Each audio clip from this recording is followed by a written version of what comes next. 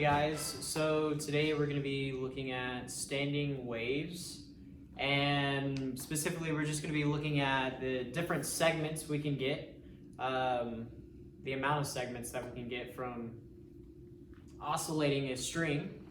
Our setup is pretty simple. It's going to look as this. So we'll have a oscillator that's connected to a string, and the string will have a hanger at the very end of it, but the hanger will be hung by a pulley. So there's a pulley involved as well. And so in order to get these standing waves, we have to make sure that the frequency of the string matches the frequency of the oscillator. And once we have these matching, then we can get these standing waves. And you'll notice that as you increase the weight for us, as you increase the weight, the tension of the string will change, and thus the number of modes or the number of segments you'll have will change. However, you still have to make sure that the frequencies still match in order to get these standing waves.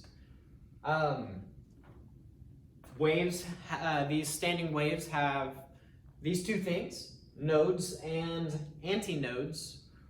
The nodes are the two ends, the place where it doesn't vibrate, no vibration, so here and here. And the antinodes are just the maximum amplitude of the wave. There's a relationship with the actual length and the wavelength. So the length is equal to 1/2 of the wavelength.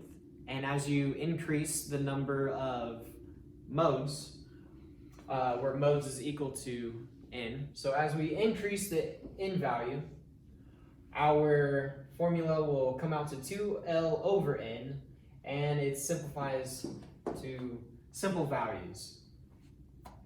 And we can look at the relationship of frequency and velocity pretty easily just by this formula here, where the velocity is just equal to the frequency times the wavelength. We also know that transverse waves have a velocity of the square root of the tension of the string divided by the mass density of the string. This is all going to be in CGS, where CGS is centimeters, grams, and seconds. The density will be measured in dynes as well, which is CGS. But that's it. That's standing waves. It's pretty simple. We're just going to be looking at how many waves we get. So we're going to be looking at the procedure for the standing waves. And it's pretty simple. Not much to do. There's two parts for this actual experiment. For the first part, we're going to be looking at where we will keep the frequency fixed. We will specifically keep the frequency at 120 hertz. We can change the frequency by using our little sine wave generator here. We can change the frequency, we can change the amplitude, increments, but really we're just using the frequency dial and the amplitude dial. And it's connected here into the oscillation machine, and it oscillates here, and we have this pulley like we said in the theory portion that has the hanger where we will be adding our weights. With part one, you have to keep a fixed frequency of 120 hertz, and the goal is to adjust the weight to get a certain amount of segments. The first one we need to do is we need to get 7 segments. To get 7 segments, we will just simply turn on the machine and place the weight here and wait till we see 7 full segments. Then the next portion is to do 6 segments, then 5, then 4. That is simply just by changing the tension, which is changing the mass. Tension is force. Remember, force equals MA. M is mass, A is acceleration.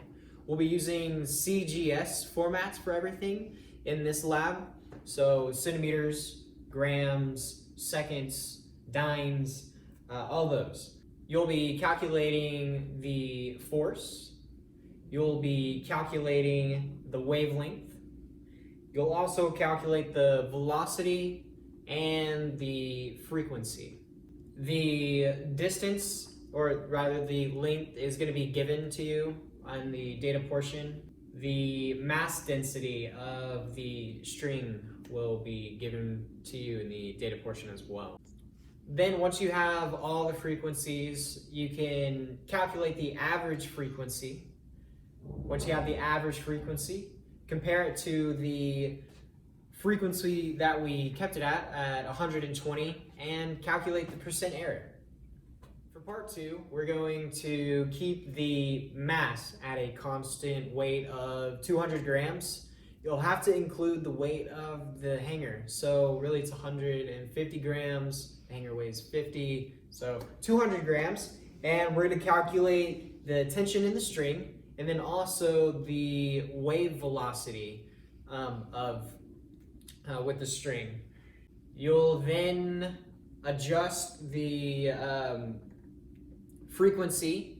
You're gonna be adjusting the frequency till we have 2 standing waves, 2 segments, and then you'll increase the frequency till we have 3 standing segments, so on and so forth, up to 7 standing waves. Once you get to the 3rd standing wave, where you have to make 3, try to make a prediction. Try to see if you can guess which frequency it takes to make 3 standing waves. And after your prediction, you can make your calculations and then record your values. And that's the experiment.